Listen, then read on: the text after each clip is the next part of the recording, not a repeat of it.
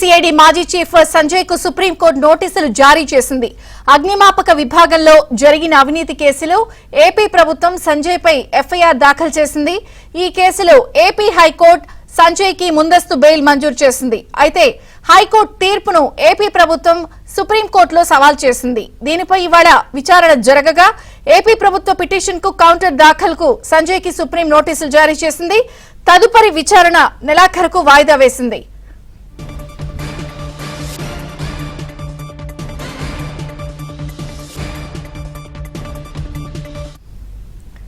ఏపీసీఐడి మాజీ చీఫ్ సంజయ్ కు సుప్రీంకోర్టు నోటీసులు జారీ చేసింది. పూర్తి వివరాలు ఢిల్లీ బ్యూరో చీఫ్ కృష్ణ అడిగి తెలుసుకుందాం. కృష్ణ,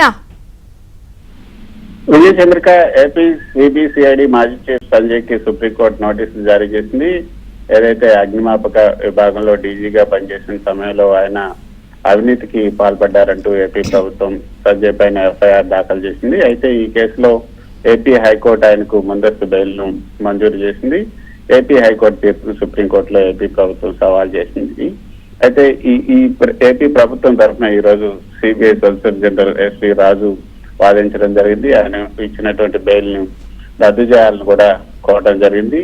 అయితే ఏపీ ప్రభుత్వం తరఫున దాఖలు చేసినటువంటి పిటిషన్ కు కౌంటర్ దాఖలు చేయాలంటూ సంజయ్ కు నోటీసులు ఇవ్వడం జరిగింది. 4 వారాల్లో ఈ నోటీసులకు సమాధానం చెప్పాలంటూ తదుపరి విచారణను ఈ నెల చివరికి వాయిదా వేశారు. అయితే గతంలో ఏదైతే గత ప్రభుత్వ హయాంలో నిధుల దుర్వినియోగానికి ఏ విధంగా పాల్పడ్డారన్న అంశాలన్నింటినీ కూడా సుప్రీంకోర్టు ముందు ఏపీ ప్రభుత్వం ఉంచింది. అప్పుడు ఏదైతే సిఐడి మాజీ డీజీ సంజయ్ అప్పుడు ఈ అవినీతి నిరోధక చట్టంలోని పలు సెక్షన్ల కింద ఆయన పైన ఏసీబీ ఎఫ్ఐఆర్ దాఖలు చేసింది. ఈ కేసులో A1 గా సంజయ్, A2 గా సౌత్రిక్ టెక్నాలజీస్, అదేవిధంగా A3 గా క్రిత్యాప్ సంస్థను కూడా ఏసీబీ చేర్చింది.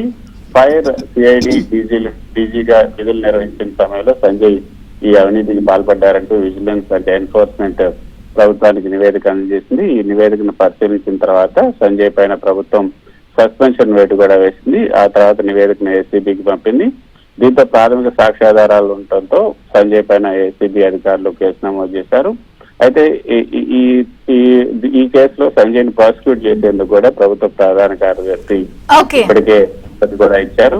అగ్నిమాపక శాఖలో ఆన్లైన్ లో ఎన్ఓసీలు జారీ చేసేందుకు అగ్ని ఎన్ఓసీ వెబ్సైట్, మొబైల్ యాప్ అభివృద్ధి నిర్వహణ కాంట్రాక్ట్ ని సౌత్రిక టెక్నాలజీస్ అందించిన సంస్థకు సంజయ్ అప్పగించారు. అయితే అక్కడ ఎలాంటి పనులు కూడా జరగలేదు. ఆ సంస్థకి 59.93 లక్షల బిల్లులు చెల్లించారు. అదేవిధంగా ఈ యొక్క SC/ST అట్రాసిటీ నిరోధక చట్టం పైన దళితులు, గిరిజనులకు అవగాహన సదస్సు నిర్వహించేందుకు ఆ నిర్వహణ కాంట్రాక్ట్ ను విద్యార్థి టెక్నాలజీ కేటాయించి అందుకు 1.19 కోట్లు చెల్లించారు. ఈ సదస్సులు మొత్తం కూడా సిఐడి అధికారులు నిర్వహించినప్పటికి కూడా ఈ కేసులు వాళ్ళకు చెల్లించారు. ఈ దొంగ లెక్కలు చెల్లించారంటూ ఆయన పైన అధికార దుర్వినియోగం, అదేవిధంగా అవినీతి కేసును AP vigilance and enforcement directorate నమోదు చేయడం జరిగింది. ఈ కేసులోనే ప్రస్తుతం ఈ యొక్క సుప్రీంకోర్టు సంజయ్ కి నోటీసులు జారీ చేసి వివరణ ఇవ్వాల్సిందిగా ఆ నోటీసులో కోరటం జరిగింది. Thank you Krishna.